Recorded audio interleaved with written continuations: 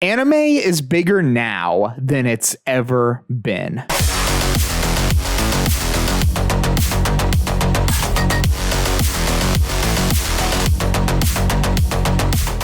In 2024 alone, the anime industry was valued at $38.7 billion.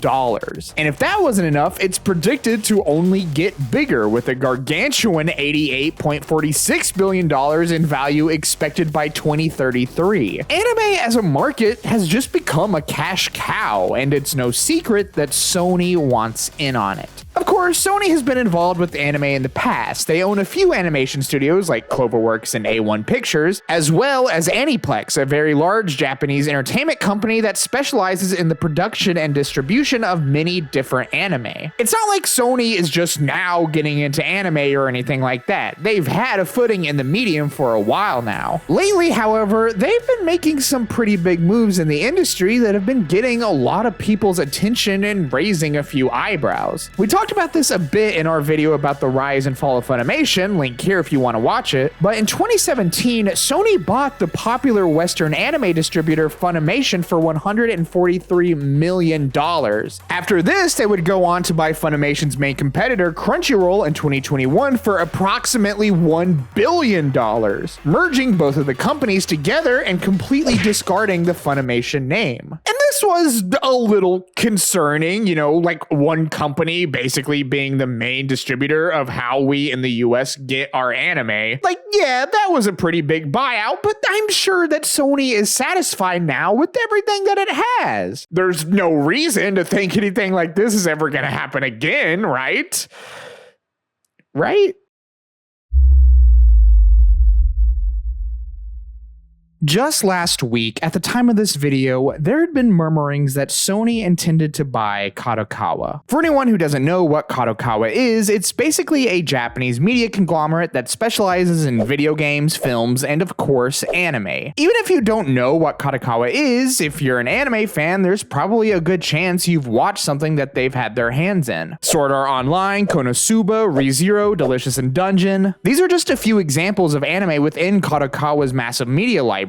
It wasn't outright confirmed, but it at least seemed like Sony wanted its hands on the company. And on November 20th, 2024, this would be all but confirmed. Kadokawa put out an official statement on the matter. In this statement, they revealed that they had in fact received a letter from Sony detailing their desire to acquire the company's shares. And if this were to go through, Sony would own the company outright. Now, Kadokawa made sure to clarify that no decisions have been made at this time. However, as I'm editing this, some sources are claiming that Kadokawa is potentially pushing for this acquisition. And that makes sense. I mean, just look at how much their stock price skyrocketed after this news started to circulate. That's nearly a 50% increase. So it's safe to bet that most of Kadokawa's investors would probably be more than happy with a Sony buyout at this point. I mean, if it's gonna make them profit, then duh, right? It's when you go to social media that you begin to see people's grievances with this potential buyout. Namely, the biggest concern here is that Sony seems to be in the process of forming a monopoly on anime. People are not okay with the fact that Sony basically already owns anime distribution in America and now are setting their sights on the actual companies that make that anime. And this is a legit concern. Monopolies are no joke and cause many problems. Like, for example, overpricing. When a single corporation owns so many different things that are highly valued, they can basically put whatever price they want on those things because, well, where else are you going to get them? I mean, just look at Crunchyroll. As soon as the Funimation streaming service was dissolved, Crunchyroll raised the prices for its subscriptions, and while it wasn't by a lot, they obviously felt as though they could once Funimation was fully dissolved. Who's to say that when Sony, their parent company, attains more and more power and influence in the anime industry, they won't continue to raise these prices? It's not like Sony is against putting out a bafflingly overpriced product. Need I remind you of the $700 PS5 Pro? Like, all already there's barely any exclusives on the PS5, and now you're making an even more expensive version of the console? It doesn't even come with a disc drive and can reportedly make certain games even look worse. You cannot make this stuff up, people. And this leads us to another big downside of monopolies, that under a monopoly, products are prone to stagnate or even decrease in quality but still retain their price. Crunchyroll is another excellent example of this. Sure, as Sony acquires more and more anime, the number of titles on the service will inevitably increase. But that's not looking at the service itself. Honestly, Crunchyroll is probably the worst streaming service I've ever used. It has to buffer in the middle of episodes constantly. The image quality will be jumping from standard to high definition regularly throughout the episode, and the player often skips ahead and forces me to rewind to see what I missed. I mean, just the other night, I was trying to get caught up on Dandadan, and I just couldn't keep watching because the player was being so insufferable. And this isn't just me. I've seen people complaining about these problems since I first used Crunchyroll. Problems that just aren't as prevalent on other streaming services. You would think with Crunchyroll now being under Sony, they would have the resources they need to fix these issues, but they just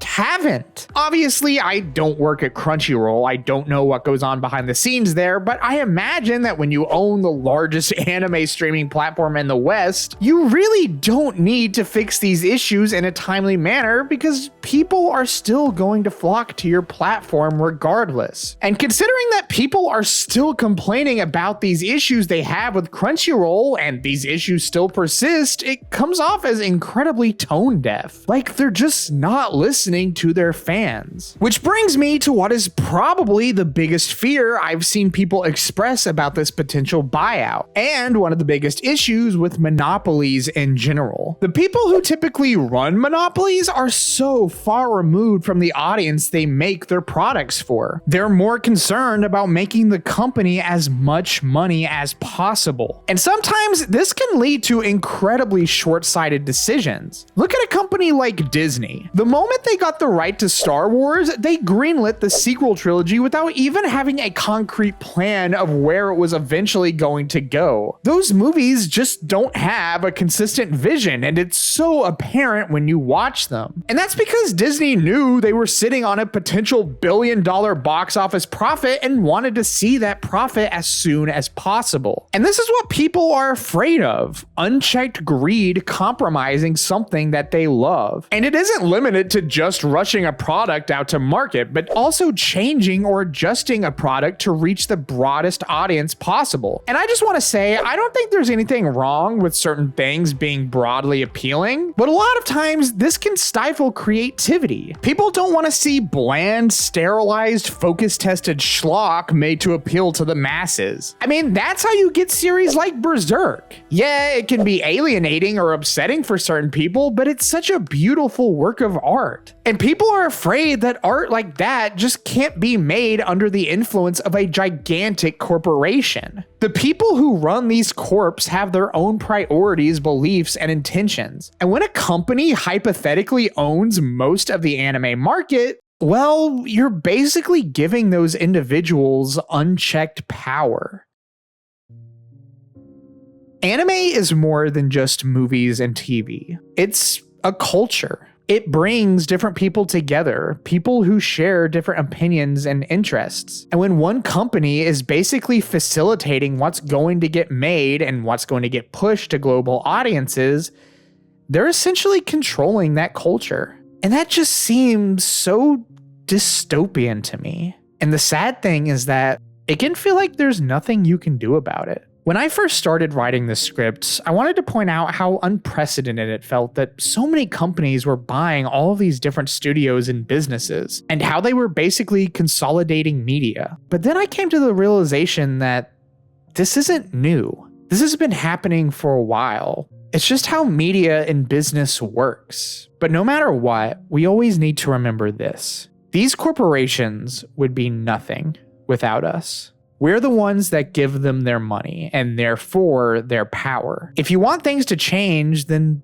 do so with your money. We don't have to just consume the biggest, most popular series. We can also support smaller, lesser known titles. We can be vocal about our disdain for all of these different megacorps owning everything. And that's important because something these companies thrive on is indifference. Yes, it's true that if Sony were to buy Kadokawa, they wouldn't own the entire anime market. It's easy to look at this entire buyout and think, well, it could be worse. And that's exactly what these companies want. They want to see how much they can get away with incrementally until over time they're so unstoppable that no one can do anything about it. And the entire point of this video is that I just want people to be aware of when things like this are happening and to know how the media they consume is made and what kind of factors can affect that media. Because anime is important to me. And if you're watching this, I'm sure that anime is probably important to you as well.